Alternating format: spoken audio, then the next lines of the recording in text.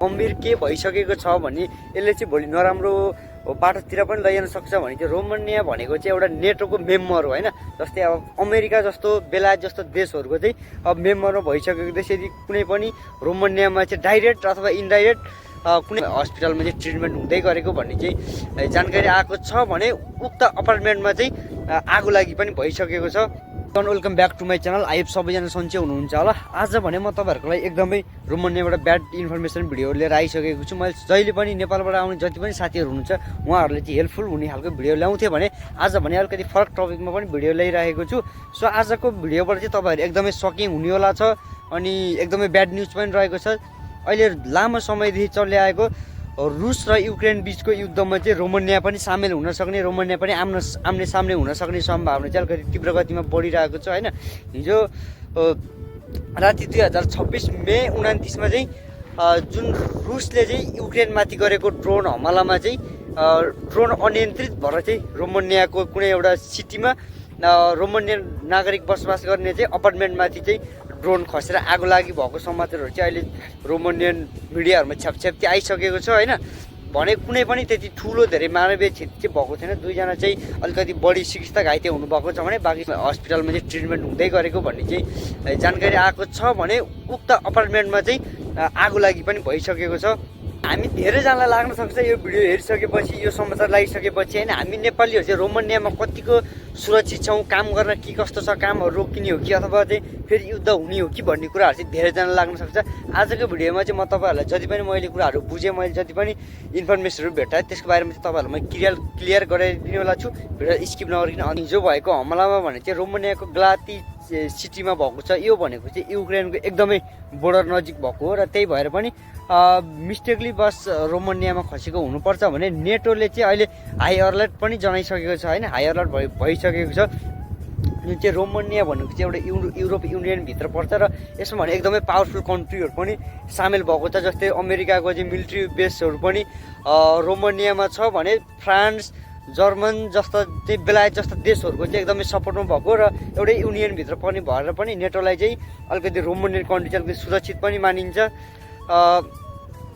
भने नेटोले पनि यसलाई चाहिँ हाई अलर्टमा चाहिँ मिलिट्री फोर्सहरूलाई चाहिँ एउटा मिटिङको लागि अनुरोध पनि गरिसकेको छ। भने हिजो राति नै नेटोसँग यो विषयमा चाहिँ सम्बन्धित कुराकानी भइसकेर पनि रोमानियाको रक्षा मन्त्रालयसँग चाहिँ मिटिङ बसेको भन्ने खबरहरू पनि आइसकेको छ। हिजोको ड्रोन हमलापछि चाहिँ रोमानिया मिलिट्री पनि पुरै एक्टिभमा आएर चाहिँ हिजो बेलुकादेखि नै रोमानियामा चाहिँ F-15, F-16 जस्ता चाहिँ फाइटर जेटहरू आकाशमा उड्न थालिसकेको भनेर पनि अथवा त्यो क्षेत्रलाई चाहिँ अलिकति नियन्त्रणमा लिएको मिलिट्रीहरू एकदमै एक्टिभ भएर बाहिर निस्केको भनेर पनि खबरमा आइसकेको छ। गम्भीर के भइसकेको छ भने यसले चाहिँ भोलि नराम्रो बाटोतिर पनि लैजान सक्छ भने चाहिँ रोमानिया भनेको चाहिँ एउटा नेटोको मेम्बर हो हैन।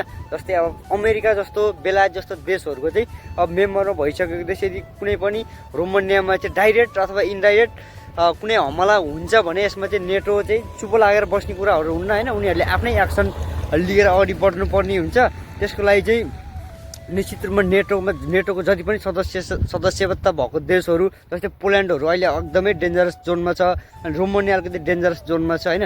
यो जति पनि देश युरोपियन युनियन अथवा नेटोभित्र पर्ने देशहरूको चाहिँ हिजो नै एउटा रक्षा मन्त्रालयबाट चाहिँ उनीहरूको एउटा सदस्यता जुन देशहरूको सदस्यता छ उनीहरू चाहिँ बैठक पनि बसेको भनेर आइसकेको छ।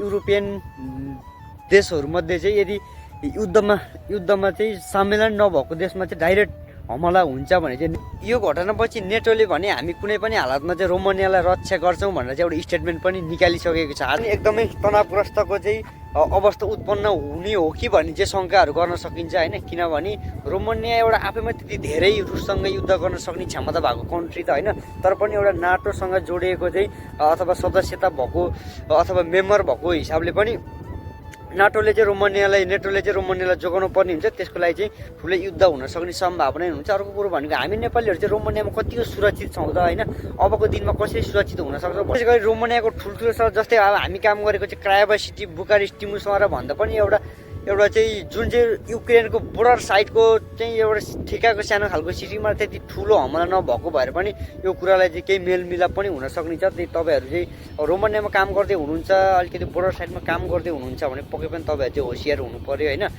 अब जे होस् हामी सबैजना आत्तिहाल्न पर्ने हो युद्ध भइहाल्छ कि कामै रोकिन्छ कि अथवा चाहिँ केही हुन्छ कि भनेर चाहिँ अहिले आत्तिहाल्न पर्ने अवस्था छैन। तपाईँहरू जहाँ पनि हुनुहुन्छ आफ्नो ठाउँमा एकदमै सेफ रहनु, राम्रोसँग चाहिँ काम गर्दै रहनु होला। त्यति ठुलो इस्यु चाहिँ भइसकेको छैन। अब लेट्स सी हेरौँ भोलिको दिनमा के कस्तो हुँदै जान्छ।